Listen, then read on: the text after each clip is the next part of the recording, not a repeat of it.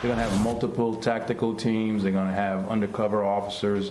And what we're going to do is spread them out not only in the dome, but also the exterior of the dome, in the French Quarter, and the CBD.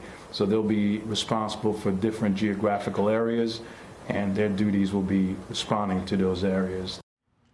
Security is tight in New Orleans this weekend for the Super Bowl, including in the skies around the Big Easy, where President Trump will be the first sitting U.S. president to make an appearance at the big game.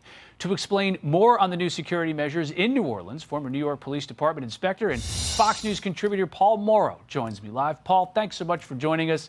The presidential aspect here, that's a big one. Securing the president of the United States is a challenge to begin with. How do you do so at one of the highest profile events of the year?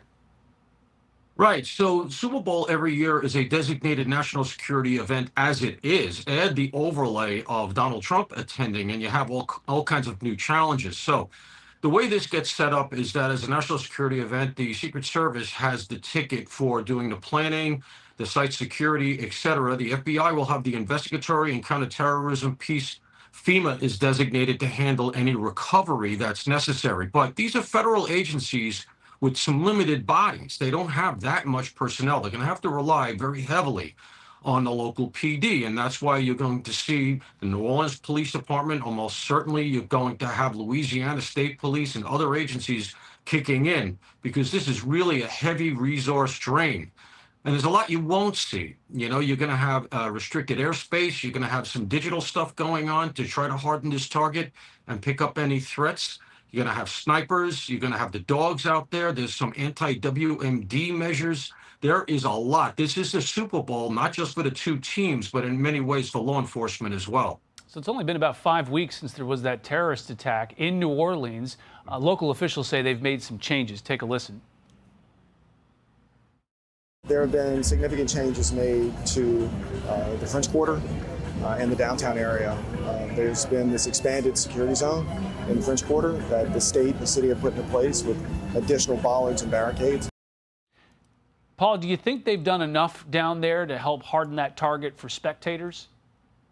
You know, if I know police departments, they likely have. Unfortunately, like most government, they're very reactive, police departments tend to be. And as a result of that horrific incident, I'm sure a lot of resources and attention was put into how that happened and how it could ever be prevented again, especially with this event coming up. So I'm sure those bollards are widely placed. I'm sure there are going to be checkpoints and choke points set up, even in the area outside of where the Super Bowl is, in the area down by the French Quarter.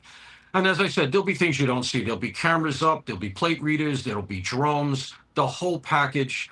This is going to be very, very heavily secured, including some stuff that they're doing because of POTUS being there.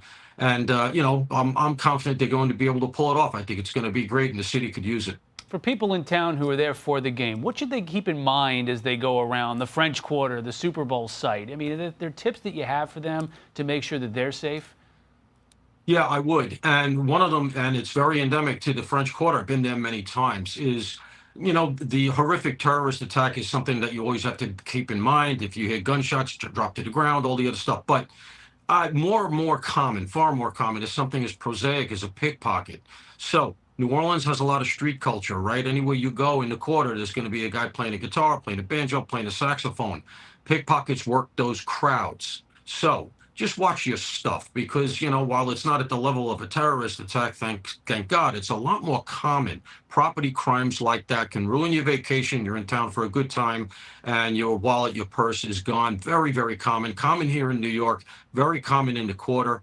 And just be aware of your surroundings. Don't be staring at your phone the whole time.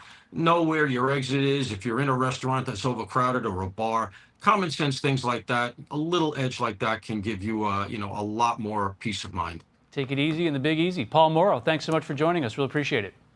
Anytime.